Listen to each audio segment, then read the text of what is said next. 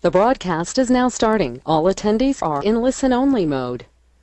Hi there! This is your moderator, Lori Dearman, and you're in the right place for How Fat is Your Goose? High-impact lead nurturing tactics to get more golden eggs from your prospect database. Featuring author and expert B2B marketer Ruth P. Stevens and lead generation experts Mike Agron and Tom Judge. Today's webinar is the second of a thought leadership series hosted by WebAttract, your end-to-end solution provider for webinar demand creation, and their partner, Direct Marketing Partners, a leader in blending the human touch to help clients connect with their target audience for maximizing their lead generation goals. And we're very excited that we have a diverse audience to participate in today's discussion, where our goal is to have you leave with ideas and actionable strategies to bring your prospect database to its full potential. Now, today's panel features Ruth P. Stevens, president of the New York-based consulting firm eMarketing Strategies, which specializes in customer acquisition and retention. Ruth teaches marketing at Columbia Business School and is the author of 2 business books, Maximizing Lead Generation, The Complete Guide for B2B Marketers, and Trade Show and Event Marketing. Hi, Ruth, and welcome to the webinar today. Thanks, Lori. Very glad to be here. And folks in the audience, will also be giving you some info later on how you can get a free download of Chapter 1 of Ruth's book. Also joining our lead generation experts, Tom Judge, Vice President Strategy and Business Development of one of our sponsors, Direct Marketing Partners, as well as Mike Agron, Executive Webinar Producer with our other sponsor, WebAttract.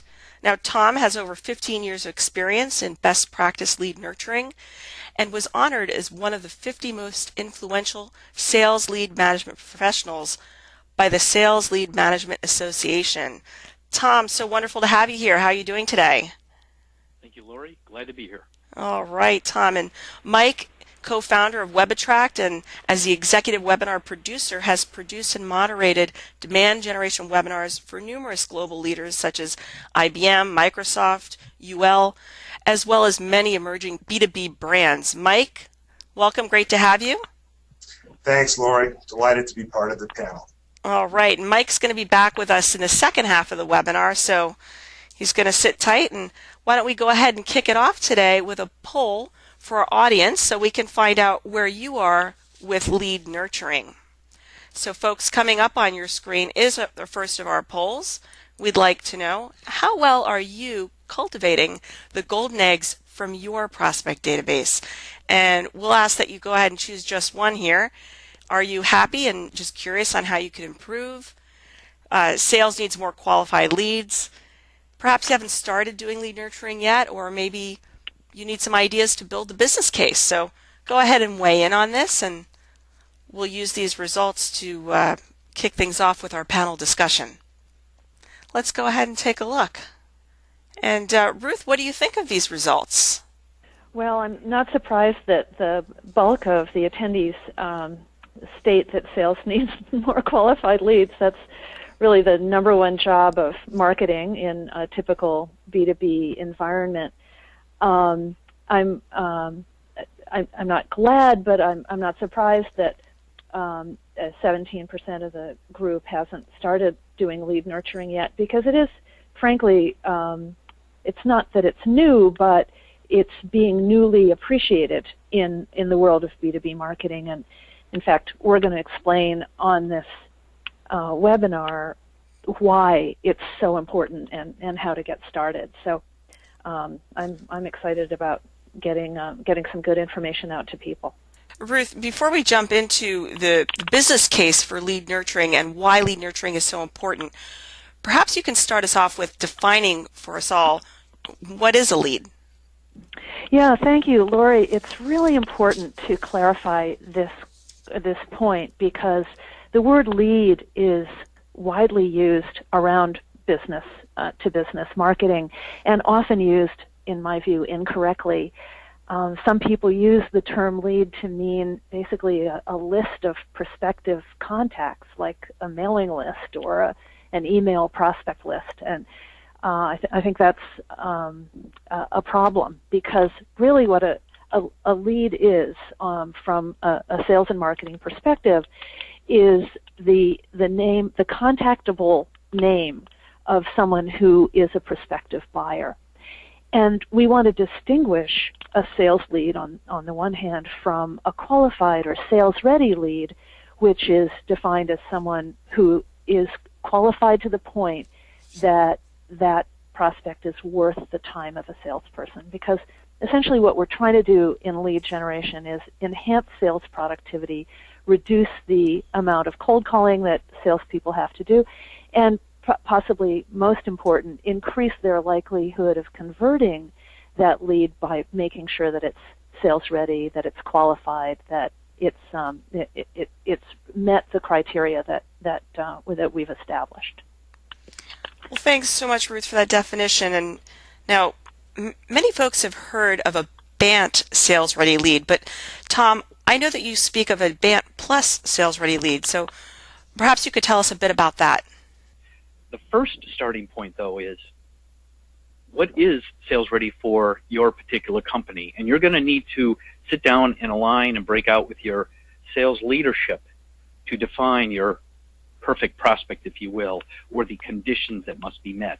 And what we're finding is under these categories that the typical sales ready BANT plus, let's call it, has got anywhere from 10 to 12, 15 data points that must be collected in order to be really information rich enough to graduate upstream and go to the sales team. So that's one of the big things that is different than just the hand raiser of the responder. So this information, including data capture and cleansing, which could be overlays as well as information, behavioral information from the website, as well as other information that could be layered on, along with the BANT information. Then once it if you will, it hits the score properly, it's a natural to ask for that next step and move to a appointment or a next step or a registration or whatever that next step may be. So I want to make sure that was clear on the depth that we're talking about for sales ready leads as Ruth moves into some of these other points. Well, thanks so much, Tom. And now, Ruth, let's drill down and identify where lead generation fits into the lead nurturing process. Yeah, actually it's the other way around, Lori, where lead nurturing fits into the lead generation process, if you don't mind. But just building on what Tom said, he walked us through a set of steps relating to qualification. And in fact, everything that we do in lead generation is about a step-by-step process. And if you look at how these steps lay out, you can see that lead nurturing is a natural flow between lead qualification and the handoff to sales, and it's truly essential. But one of the things I like to remind us all of is that lead generation, management, tracking is a set of processes that's fairly scientific. It's less about the glamorous creativity of marketing communications, and it's really more about following the process step by step and making sure that the infrastructure and the processes are in place. So it's really more of a science than an art, is my point. And to that point, I'd like to just point out that there's a lot of misunderstanding about what lead nurturing is not, or people think that lead nurturing is just possibly sending out an email blast or random phone calls or event invitations. If we look at the next slide, we can see some of the misconceptions out there about what people think about lead nurturing sometimes. But in fact, it really needs to be specific to the particular target prospect that we're trying to nurture along to become sales ready. And it's also, as Tom pointed out, it's essential that it be not about selling. It really is more about relationship building and education and customer relationship. And thus it needs to be as relevant, timely, educational, non-salesy, welcome, and consistent as we can possibly make it.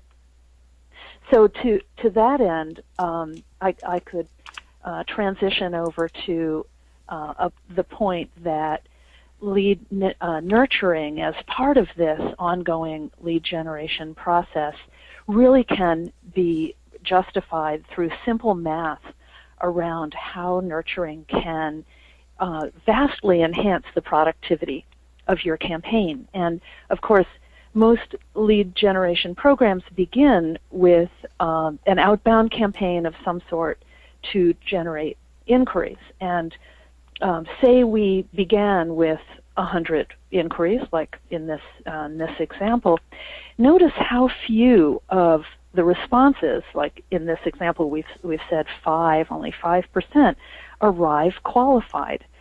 And what we need to do then is make sure that we have some kind of outbound contact to begin the qualification process. And we may, through our outbound qualification efforts, convert another, say in this example we've said, well, we could only reach 57 of the 95 remaining inquiries, but we were able to qualify 20 of them through our normal qualification process. But hey, that's still a lot of people who are not ready to see a salesperson, and this is the point where we need to introduce a step-by-step nurturing program.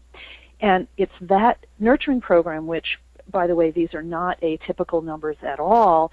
You might be able to qualify another 30% of those remaining prospects and add basically another 5 times the productivity to the campaign by staying in touch with these people until they're ready, until they have the budget, or until their time frame is closer, or whatever are the criteria by which the salespeople are going to be able to convert those leads. So if anybody needs to justify the investment in lead nurturing, these kinds of numbers can help.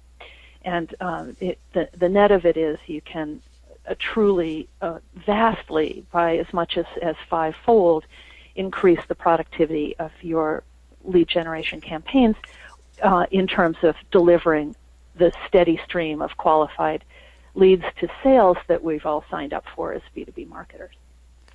Well, perfect, Ruth, and I think those are some pretty compelling numbers, but really the question that I think begs to be asked is, if lead nurturing is so great, why don't more companies do it? Yeah, one wonders. Well, there are a bunch of reasons, but the ones that really strike me is that this is not the glamour side of B2B marketing. If anything in B2B marketing is glamorous, this is really more the place where process wins, and the company with the best process is the one that's going to be the most productive. And so marketers sort of get caught up in the excitement of the initial lead generation campaign, and they just might think that the follow-up stuff is too boring or tedious to attract them. Another reason, I think, is that it really requires some extra steps and a lot of initial planning and process, and a typical lead nurturing program can last 6, 9, 12, even longer months, and that is a fairly daunting process. It requires a long-term view, and this is not where, a typical salesperson is saying, hey, I only want a lead that's going to close within 30 days. This is not that. So we occasionally get into trouble when we don't introduce step-by-step nurturing into our lead generation programs. Okay, and Tom, did you want to weigh in on this one? Well, yeah. As a sales lead nurturing and development service company, we initiate with a diagnostic process up front, and we see this all the time. And it's just human nature. It is hard, arduous, tedious work. It requires, you're down at the one-to-one level of communications, and it's a process, and a lot of firms don't have the time and the bandwidth. And And frankly, they underestimate many times the number of touches or the number of content or the non-salesy effort that it takes. And also we see that a lot of people don't realize that that 5x value, and we see that some of them don't realize that you can in fact nurture. They keep going back to that top of the funnel effort again. Well, thank you so much, Ruth and Tom. And Ruth, let's start some concrete steps to help weed out the bad eggs and get started on the right track with lead nurturing. Yes, we do want to get to those golden eggs, don't we? So what I have here is a step-by-step process, or an analysis of the steps that companies can take to put a nurturing process in place. And again, this may be boring, but it is a process, and so we're going to break it down into manageable steps. The first step being that the qualification process that we mentioned earlier. And your typical qualification process, there really are two ways to do it. One is to include the qualification questions on the initial response, whether it was a web-based reply form or a response form through the mail or whatever medium is being used. There may be qualification, there may be inquiries that did not fill out the questions fully, and there may be situations where we have handed a lead to sales and it was not really closable and it comes back to us. So there are lots of inquiries that require qualification. The typical tactics are, one, either put the qualification questions on the response form at the initial inquiry, as I mentioned, or two, conduct an outbound communication, usually by email and sometimes by phone, to do that qualification. Then step two is simply sorting the remaining non-qualified prospects, the ones that we haven't been able to qualify through that initial push, into buckets. And usually the way we do that is based on the qualification criteria. And as Tom mentioned, budget, opportunity, time frame are very frequently used as qualification criteria, but you may also be looking for particular job titles, or if you're smart, you will have asked during the qualification process whether the respondent would actually like to see a sales rep or be contacted by a sales rep. That's a winner if you get that answer.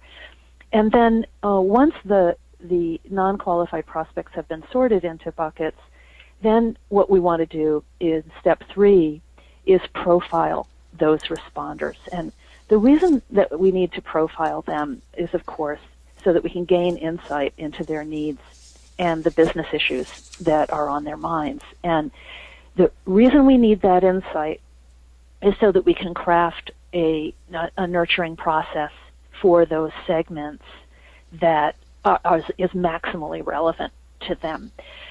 Typically, we're not going to develop a unique nurturing process for every prospect.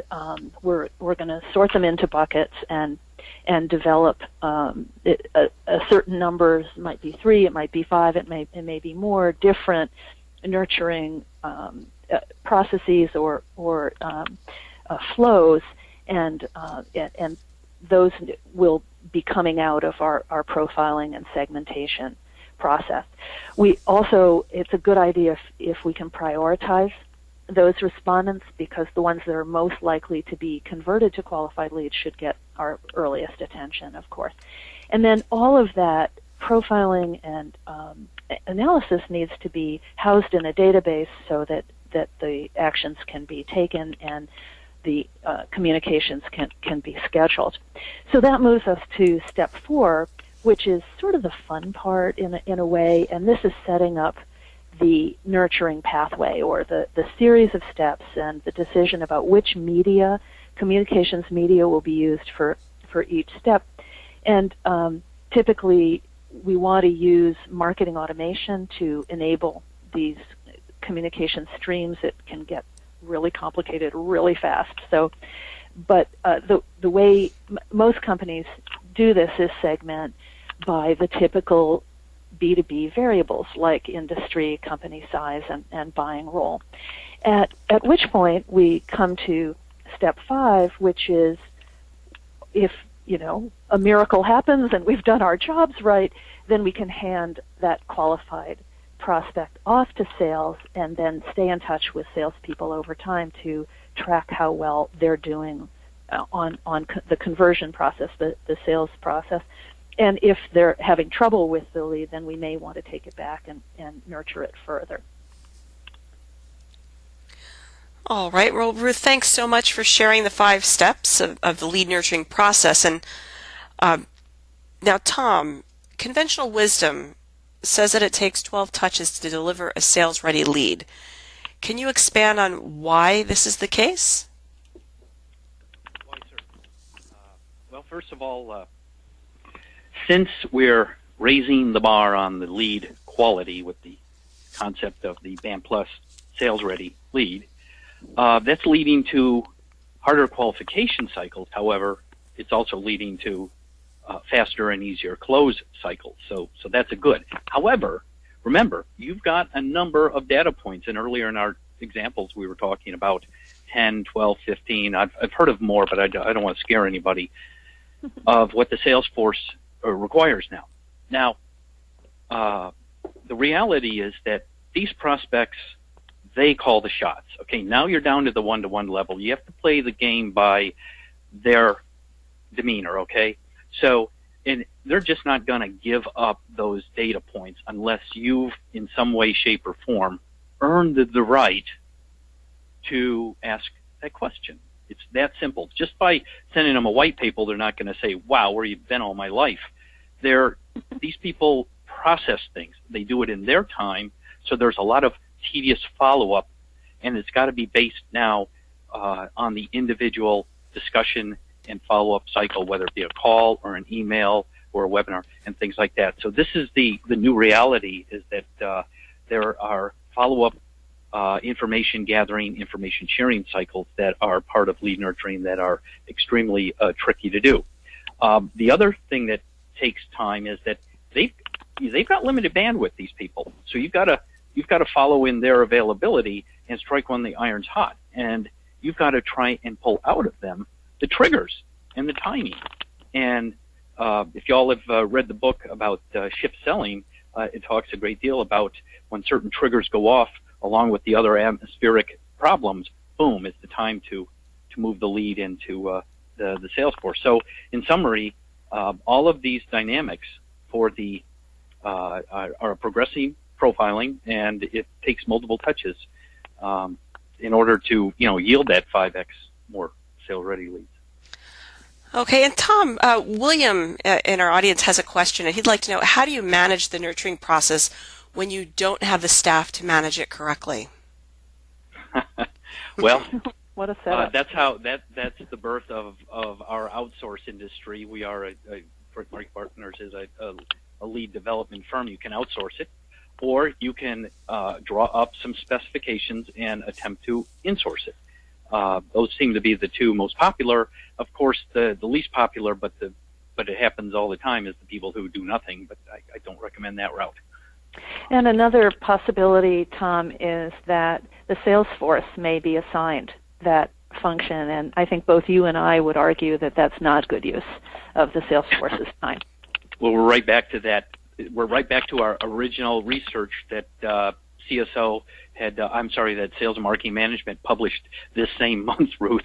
They've only got 30. They've been challenged with so many non-selling tasks. They're down to only 30% of their time to selling. So that's kind of perpetuating the problem to do that. So I concur with your point.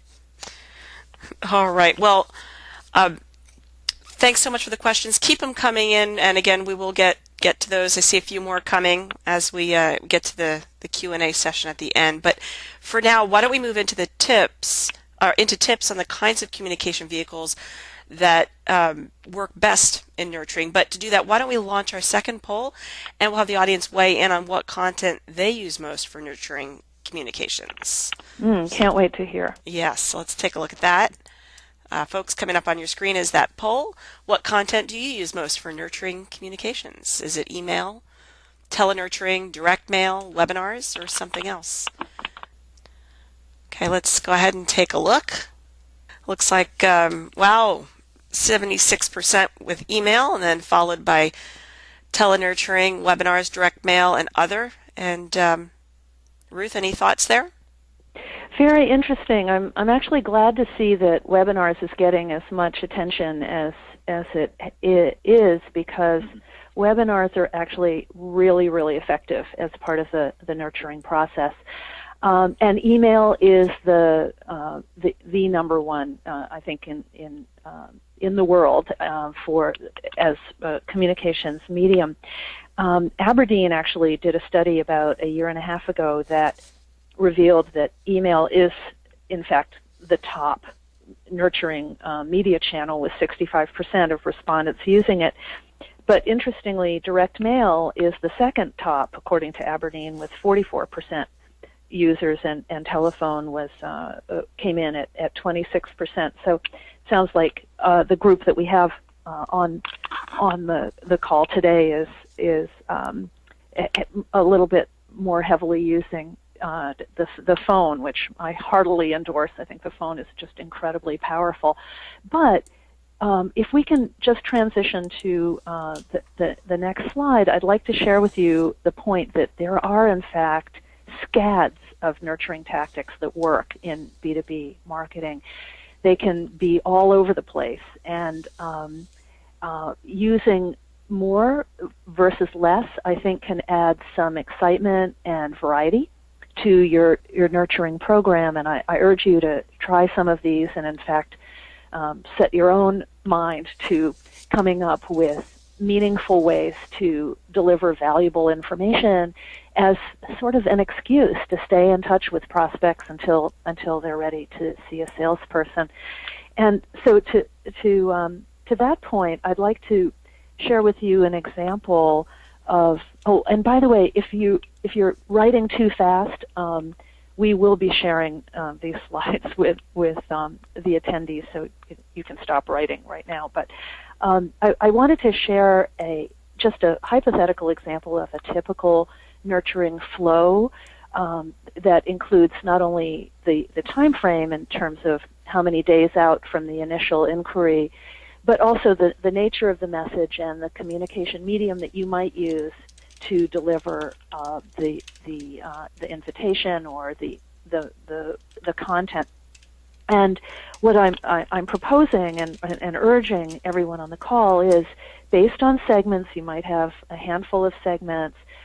It's essential to set up in advance a nurturing flow like this, so that you know exactly how you're going to stay in touch with people, because this is more like relationship marketing and less like email blasts and outbound campaigns. This is really relationship management, and needs to be not only consistent and highly valuable, non-salesy, but it also needs to be planned in advance so that it can be executed flawlessly.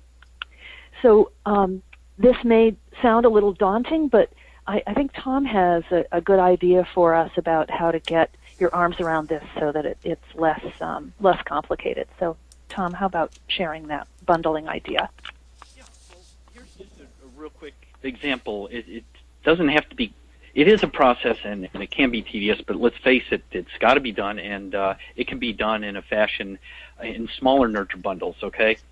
Now, there could be a multitude of touch points in here, but here's just an example of one. Remember, feeding off of what Ruth said, in a non-salesy way, we want to help the sale process along, but we have to earn those rights to ask those questions. So we're going to have to come to them with a multitude of different options. For example, we may, in that initial screening qualification, we may create a pathway for a particular product nurture track or a solution set, and it may involve, news events, feeding them from various media or email streams, product information in a timely fashion, or white papers, and testing these bundles is extremely critical. And one thing that we can say as a service provider is one of the big tipping points that we see in gathering sales-ready BANT information is before, during, and after webinars, believe it or not. Interesting. Well, thanks so much. And, now I'd like to hear a bit from Mike. I know, Mike, you've done a webinar or two in your time, and perhaps you could expand on the power of how webinars are an effective communication tool and also how they can help leverage the nurturing process. Sure, thanks, Laura. Yes, we've done a couple. And, just to preface this whole discussion on the importance of lead nurturing and being able to have qualified leads, I can remember before the virtual world that we live in that you wanted to sit down and break bread as early and often with a prospect to create that relationship.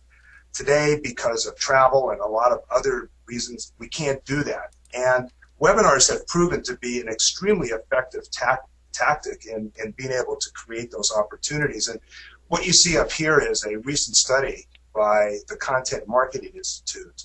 And they were asking marketeers, what are some of the most effective tactics that you use? And interestingly, 70% rated webinars and webcasts as effective or very effective in being able to reach out and create new relationships. So if we take a look at that and we go to the next topic about webinars, let me just talk for a second on the value proposition. I think there's some obvious benefits from demand generation using webinars. Obviously, it's a great way to get fresh new sales leads. It's another way to raise your brand awareness and to also promote your thought leadership. But let's talk about some of the not so obvious benefits. And Tom touched upon some of them, as did Ruth. What's not so obvious is that they're really a magnet for attracting people who are interested in either learning something that they don't know because their current needs aren't being met, they're dissatisfied with their current state, or they're actively looking for a solution. And if you're able to target a demographic that's matched your value proposition, people will self-select and opt in, which says, I'm interested, I'll listen to what you have to say. Those are some of the most not so obvious benefits that we see going on today. And then if you take that a step further, Tom mentioned this, the beauty is you're able to gather and leverage what we call registering intelligence across the entire webinar lifecycle. You can do that before, during, and after the webinar. For example, before the webinar, those of you that signed up for today's webinar know that we asked a couple non-invasive questions to understand your industry, but we also asked you, what would you like to learn? That was extremely helpful to let us know if we're connecting with the message and also what we should be talking about. During the webinar, it's a great way to engage using online polls and surveys. We can in real time measure your interest and opinions. Some of the questions that have come in today are terrific. They help us guide what we're doing. After, we're able to use such content as on-demand recordings, and we could use that to keep the company top of mind with meaningful content. We can take today's webinar and take sound bites out of it that we feel are relevant, share them with prospects, put them on our website.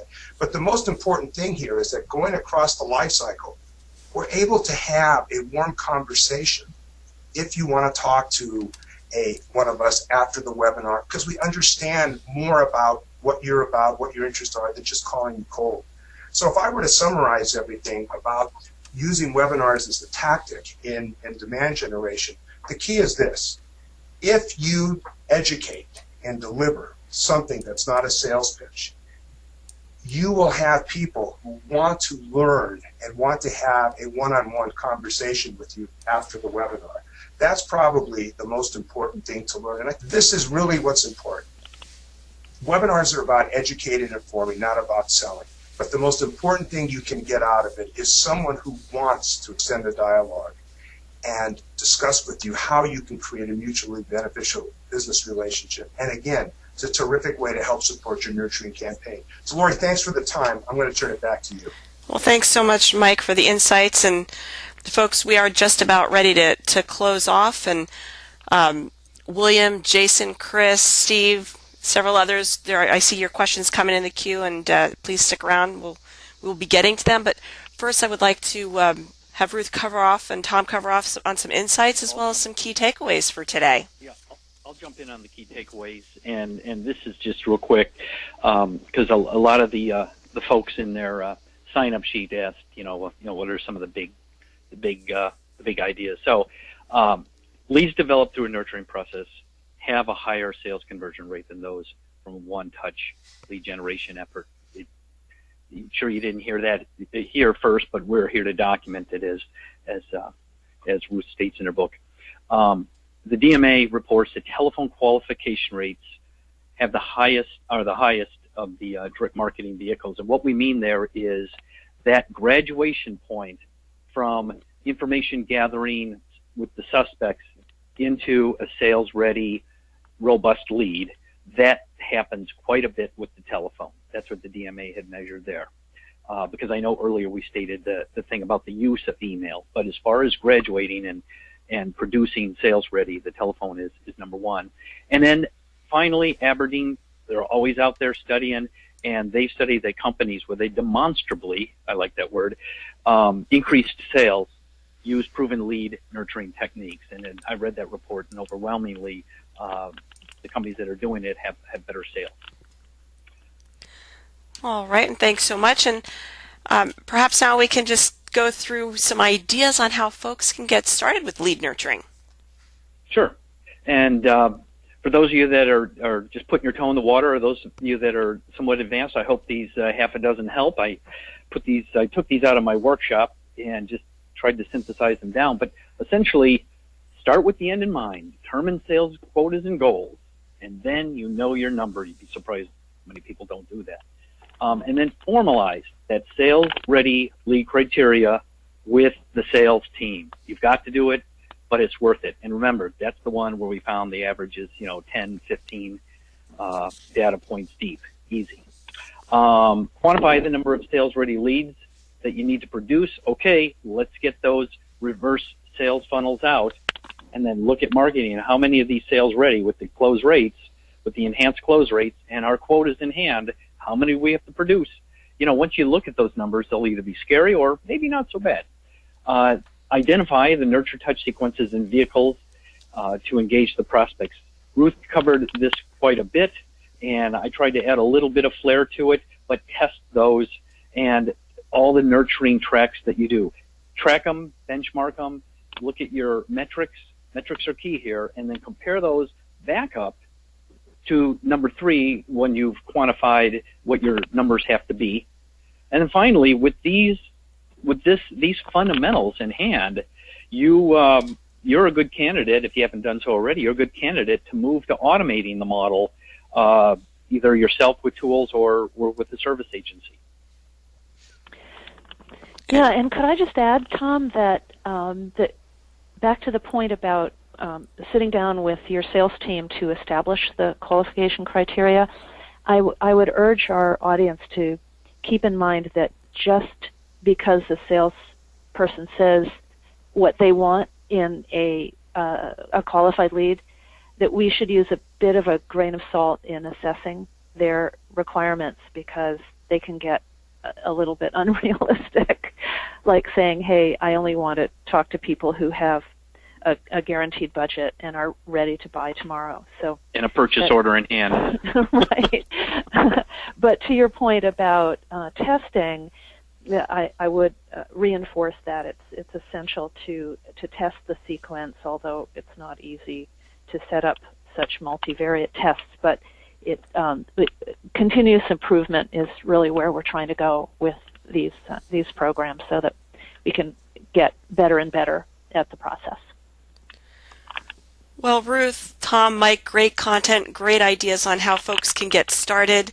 I wanted to just put up a slide here on how everyone can continue the conversation with the folks at Direct Marketing Partners. You've got the contact information on the screen. Again, as promised, to download a Chapter 1, free Chapter 1 of Ruth's book, you can go out to www.maximizingleadgeneration.com. Also, you've got Ruth's contact information there for you. And also, if you'd like to continue the conversation with the folks at WebAttract and Mike, you've got contact information there as well. don't worry about scribbling this all down. This has been recorded. You'll be receiving a link to it early next week. Also, the information will be included in a follow-up email, and it's come over to you via chat. If you want to just copy and paste it locally right now, you can certainly do that. So we do invite you to continue the conversation, and at this point, I would like to ask all of our speakers to step back to the virtual podium so we can get to these great questions that are queuing up. First one I have here, over to you, Ruth, and this is from Steve. How do you set up tests of optimal nurturing communication streams? Great. Yeah, as I mentioned earlier, setting up tests is actually pretty complicated because if you have, say, 18 touches or 12 touches in mind, each one of them or each different stream will have to be tested as a whole. But the first step in thinking about testing is to make sure that you have some kind of response vehicle or response mechanism included in your nurturing stream using, frankly, direct response communications techniques so that you can assess the productivity of each touch. And once that information is available to you, then you can set up test panels within those segments, and maybe as simple as an A-B split, that one group of prospects in a segment is getting one stream and the other is getting a different stream, and after 6 months or 9 months assess the productivity from those two different groups. Thank you. All right, thanks so much, Ruth. And this one, Mike, from Terry, and he'd like to know, from a lead generation standpoint, how do you prioritize following up with folks who register versus those that attend? It's a great question.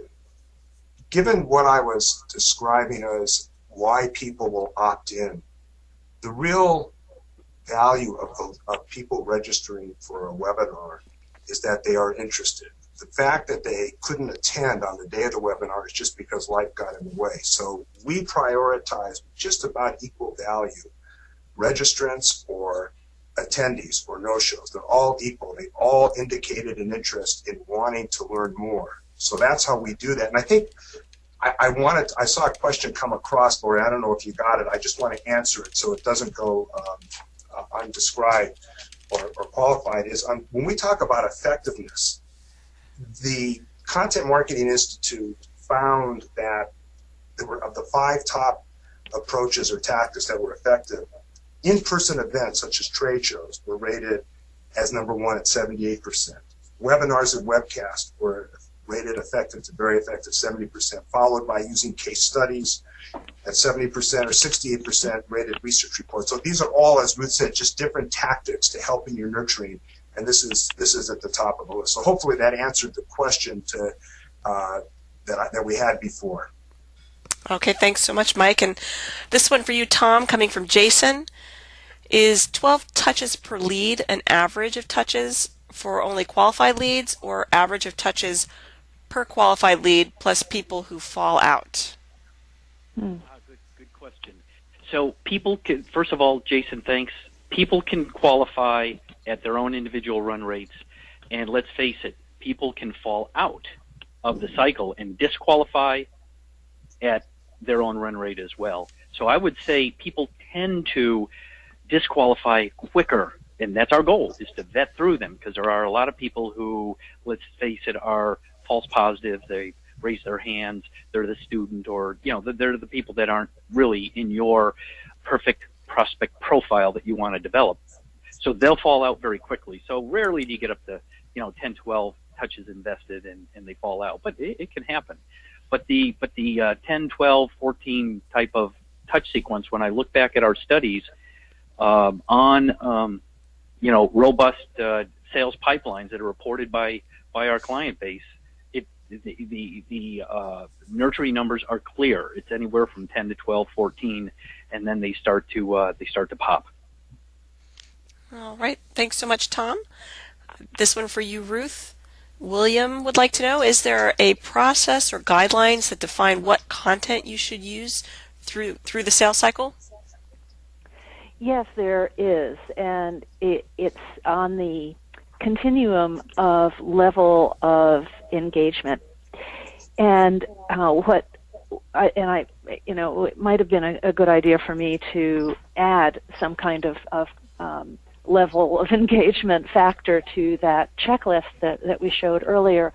But we all know that webinars, for example, are most productive in providing rich product information or other business solutions, because we have, maybe 20 minutes, maybe 45 minutes of time to share a lot of rich information.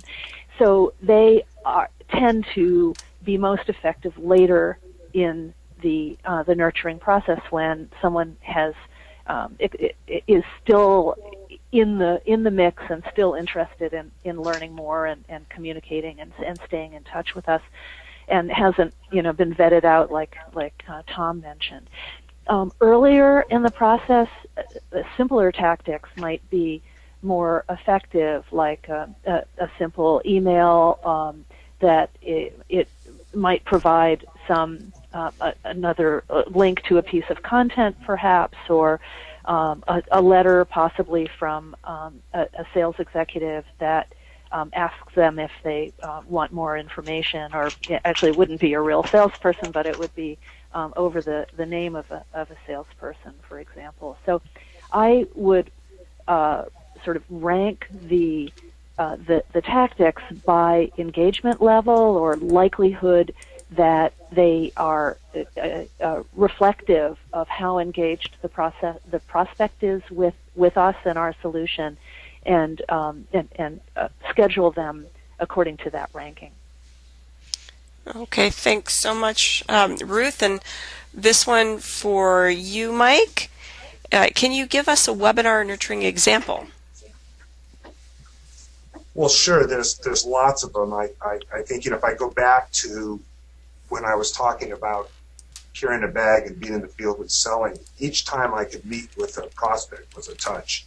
But what we found is, from our own experience and from our clients' experience, is that there have been situations where somebody was pushed off the fence, who was not sure of which direction they were going to go to actually make a purchase after they heard a webinar, because the content was very, very specific to how a business problem was solved and they could relate to it.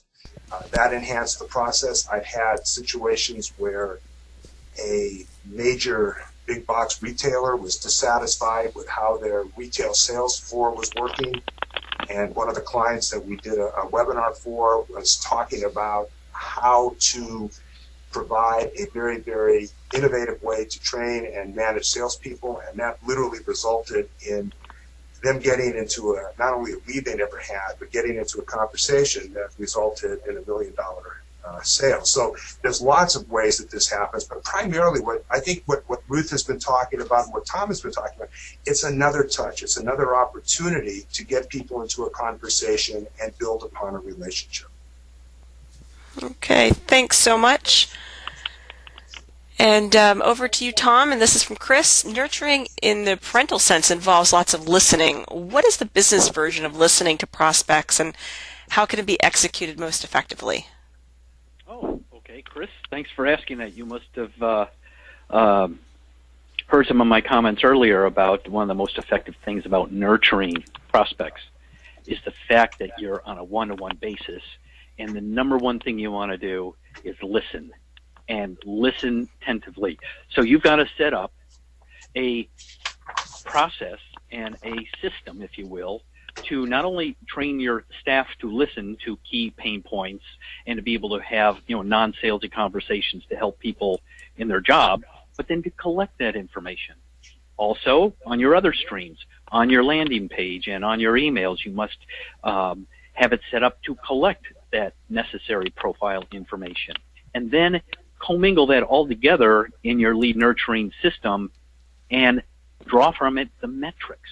So there's your business listening. And then from there, finally, use that information from the listening to make adaptations in your nurturing messaging and sequence to, of course, accomplish your business objectives.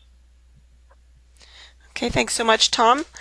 This one for you, Ruth, and coming from Steve. Is press release on the list as a way to actually reach media or for the backlink benefits? Yeah, I'm glad Steve raised that question because I did have a press release on the checklist of how you can mix up communications, media, and content to keep it fresh and interesting. And what I meant in this case is using a press release as a reason to deliver new, fresh information to the prospect and not to the media. Now, our corporate communications or PR departments are usually generating press releases all the time, and they're using them for media relations or for pitching stories or whatever. And the idea here is that we in marketing communications can also pick those up and repurpose them as a tool for staying in touch with prospects during the nurturing stream. So thanks, Steve, for that question. All right, and this one for you, Tom, coming from Todd. What are some of the common failure points we should watch for? Oh, imagine that, people experiencing challenges. Well, since you ask, I would say some of the common failure points are, well, it kind of harkens back to Ruth's list earlier in the event, in that there are certain things we tend to do to kind of approach it with a Band-Aid. But before actually doing those tactics, I think the biggest failure point I see is the failure to plan and connect with the sales process. Because other than that, people aren't quite sure what they're doing, so they start doing tactics. And then Ruth's list of 5 faux pas pop in, sending, emails out just kind of disjointedly. Those are good efforts, but they need to be incorporated into the plan. And I think that's the biggest one.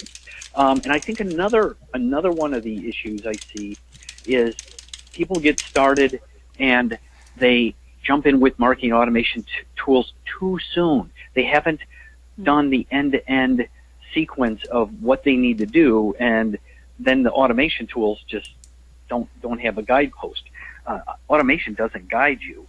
Rather, you have to have your process in place. And Ruth opened the whole conversation around, marketing, lead generation to sales is a process. Know that process, then you can automate it. And I think, go ahead, jump in. Can I just add one? I often see the failure to budget for nurturing, and often we create a lead generation budget, but we don't consider what it's going to cost to stay in touch with a prospect, not only for nurturing, but also even for outbound qualification communication. So I advise people to assess the expense that is incurred on the back end as a whole and divide that by the number of unqualified leads that need to be managed to come up with a back-end cost of communication, and to put that number into the initial marketing budget, because it really, even though it's a fixed cost in one viewpoint, it also has variable components. So it's a really good idea to get that funded upfront with the initial campaign, so that there's no excuse when the inquiry comes in not to have the tools and the processes in place to stay in touch with the prospect. Yes, and moreover, to your point, I see once people wake up to this, and again, remember that 5-fold factor, you guys. Once people wake up to this, the budgeting there, as Ruth calls out, it becomes kind of second nature. Sure, you're going to rob Peter to pay Paul. Chances are, like we established earlier, your budgets are flat. We realize that. You're just moving the buckets around more, and nurturing is a really good way to get more bang for the buck. So you may lose some of the front-end programs, okay, but you're picking up by optimizing more from the initial campaigns you do run. Well, gosh, thanks so much, Ruth and Tom and Mike. I know we're having a fabulous conversation, and I encourage everyone to continue this conversation post-webinar. We are rubbing up against the top of the hour, so Before we sign off, I would like to thank each of you all for joining us and trust that you found today to be of value. And of course, special thanks to our panelists, Ruth P. Stevens, Mike Agron of WebAttract, Tom Judge of DMP. Also would like a special thanks to our logistics producer, Patty Van Hooser of WebAttract, Nisa Hayden of DMP for their behind-the-scenes collaboration and support. And most importantly, thanks for joining us. And as your moderator, this is Lori Dearman saying have a great rest of the week. Bye for now.